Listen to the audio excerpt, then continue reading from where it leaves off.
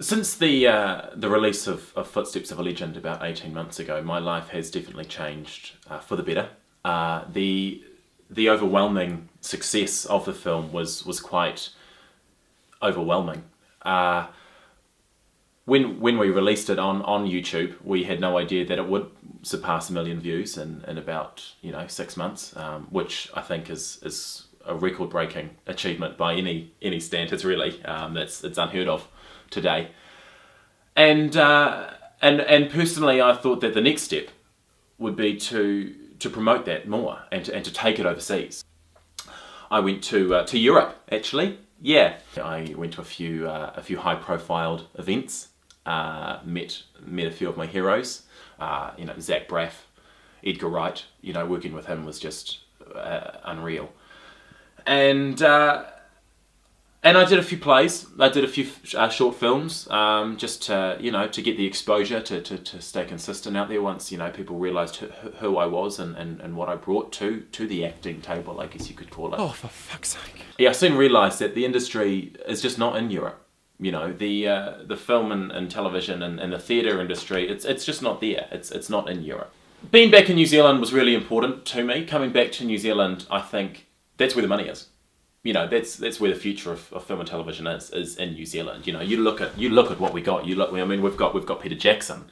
We've got the Weta Workshop. We've got that sheep thing. That was huge for us. As you can expect, when one creates a video of universal acclaim, things can change. I found that once the video went viral, and we realised just how popular it was, I couldn't go out into the street anymore. I mean, you saw on the first one, I had a hard enough time doing that anyway. I can't just go to the shop and buy, a block of chocolate anymore, that like I used to do every day. People tend to shout things at me. Just the other day, this guy was like, "Wanker!" Shithead. Unique. Sad excuse for a human being. That one, actually, they wrote that one down.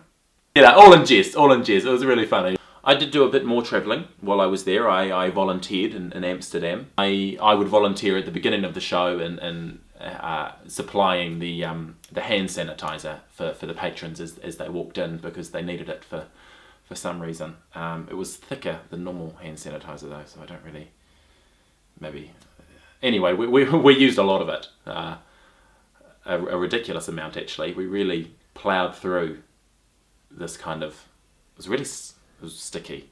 It tasted awful. Look, the thing with Amsterdam and the Amsterdamians, they are very comfortable in their own skin, so much so that they don't wear clothing. It's not something that I don't think you should do with a piece of fruit. I've now discovered what's called Asian fusion, where basically, I didn't go to Asia, it's more of Asia comes to me, in that we've got a new Chinese takeaway, which delivers. Asian fusion. This is really exciting. Asian fusion is the way of the future. Don't get me wrong. All kinds of food's great. I'm not like racist or anything. I'll eat like a curry every other week. Basically what Asian fusion is you take an Asian dish and you combine it with a regular dish, like a normal dish. So, top of my head, spring rolls and spaghetti. Boom. Chicken chow mein with pumpkin soup. Pumpkin soup. Yum. Delicious. I guarantee you, 3 times out of 10, it's going to be the best thing you've ever had in your life. Across the globe, everyone is doing Asian fusion. You look at, some well-known personalities who are into it. Jackie Chan, Lucy Liu, Kim.com. They're really, the Asian couple of lost. The Asian lifestyle has really influenced my lifestyle. As an actor in today's society, I don't want to be limited to one ethnicity. Black or white, Asian or gay. I can do that if the role needs me to. Actually, sorry, that reminds me. Excuse me.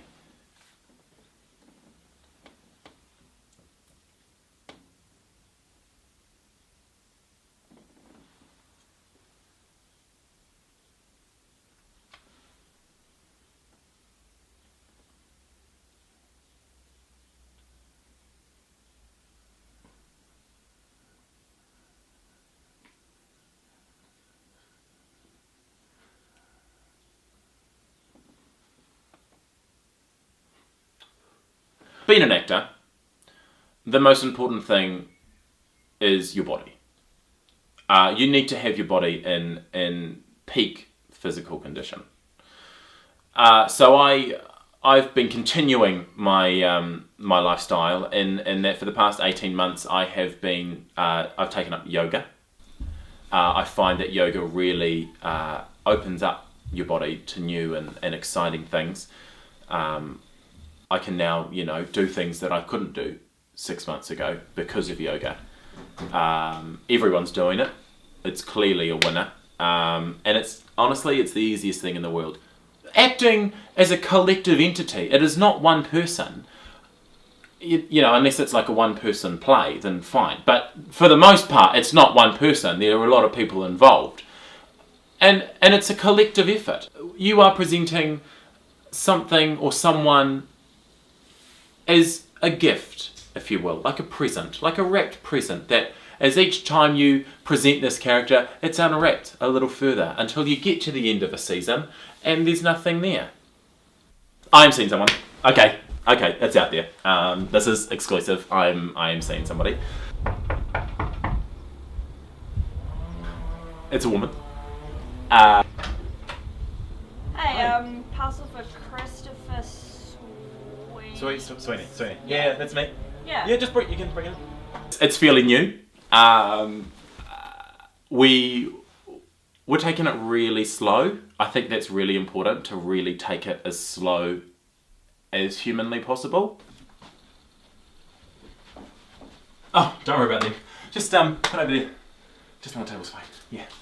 Yeah, can I just get you to sign for that? So it's nice to see you again. You look is that your normal work costume? It's working so far. No. Yeah.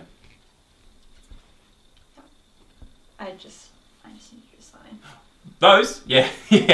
These couple of things I've done. No biggie. Just pretty well received. This thing. So I'm really happy. It's so embarrassing.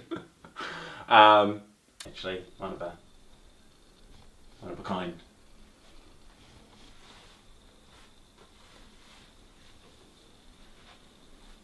It's flowers.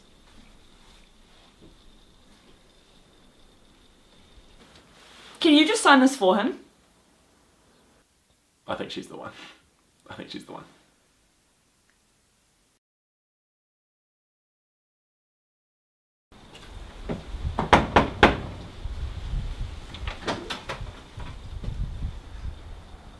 Package for Chris Sweeney. You're not Lisa. Nah, she's off today, mate. Just put it on the table.